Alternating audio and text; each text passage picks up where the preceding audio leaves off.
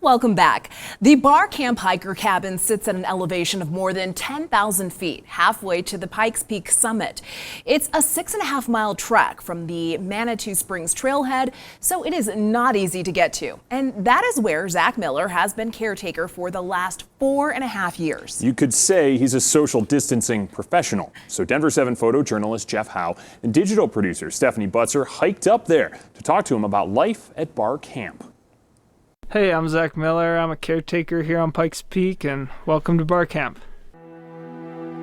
Kind of a little saying at Barr Camp is underpaid in the summer and overpaid in the winter. Like, it gets really slow. I'm sure we help people, we still see people, but it's much more sporadic.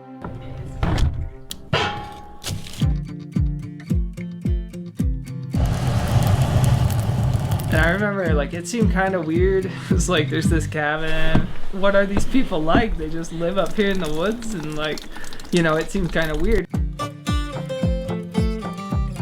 It's pretty incredible that this cabin that was built in 1922 is still here and still serving hikers.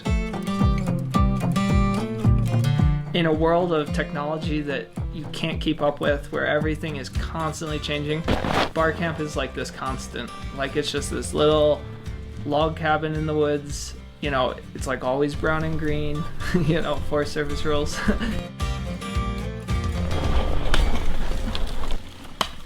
You know, I think some people might think like, oh, you have a college education, you're gonna work as a caretaker, that's like a dead-end job. And I'm leaving after 4.5 years, and I'm like, man, I learned so many things here. Basically, it's like a crash course in home ownership, you know, just like fixing everything. How do you define a caretaker? Well, they're like a cook and a janitor and a carpenter and a therapist and a psychiatrist and like kind of like a mom.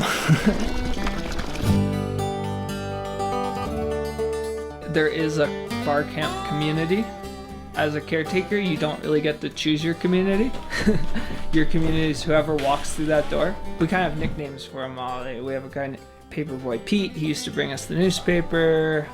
We have Pat, who we call Pat from the back because he always bushwhacks in from the back. It's what makes the place so great, is that you get to have all these interactions, and you get to be focused on like people other than yourself. Even though you're still human, and you have days where you're like, I just want to stare out the window and flip pancakes and not talk to anybody at 7 a.m., you know, because you're human, you have that. But, you know, when you engage and you meet these people and you get to know them, like that's where like the magic happens. I mean, we say like, if these walls could talk, like, I don't think I'm gonna know all the things they know, but like if they could talk, the stories they would have would be incredible. When I think about leaving, what's moving towards me is a lot of opportunity.